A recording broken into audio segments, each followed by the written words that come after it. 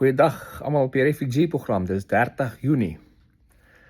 Miskien nie 'n lekker dag vir party mense nie. Ons sien dat vandag 'n hele paar mense briewe ontvang wat sê jy's gedeny. Mense wat in review was vir maande nou al.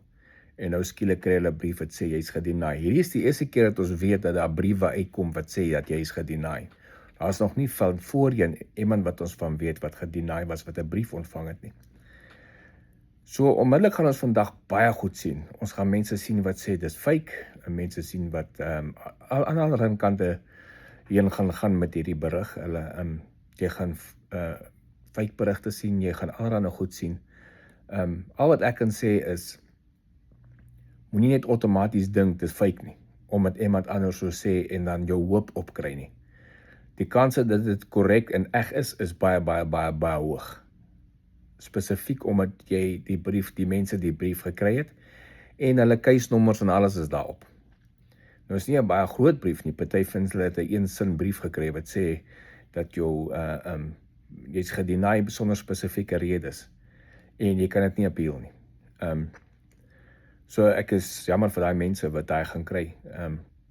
Hooplik is aan die ander kant hoop ek weer vir die mense wat sê dis fake dat hulle reg is.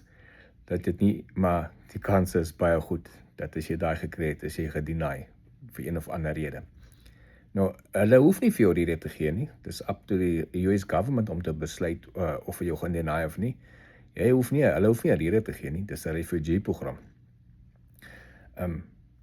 So as jy nog iets gekry het vandag nie, beteken nie dat ek's van die hoek af nie. Ek is seker hulle werk deur hulle het die laaste paar maande deur baie agterstallige goed gewerk.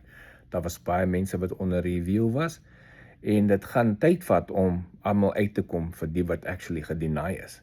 Dit gaan nie net one shot wees en dis verby, soos jy nie vandag gekry het en dink jy is cool nie. So ek wil ook nie hê jy moet in paniek lewe en nou vrees, miskien gaan ek deny wees want dit vat so lank nie. Daar's nog steeds mense wat 15, 16, 15 maande gevat het en hulle is deurgekom en hulle is op pad hierheen.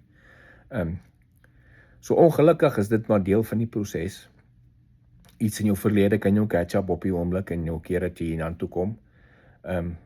Hooplik is dit nie deel daarvan nie, maar dis maar waar ons moet by staan. Dis die nuus vir vandag. Sad nuus vir party mense. Ander mag dalk nou worry, want hulle is lank op review en hulle het nog niks gehoor nie en nou dink hulle miskien kry hulle dit. Daar's ongelukkig niks wat ons daaraan kan doen nie. Hou maar moed. Wag tot jy jou brief kry of wag tot jy die volgende e-mail kry wat sê kom, jy moet vir die volgende proses, volgende stap gaan. Wel, dis al vir vandag. Baie dankie.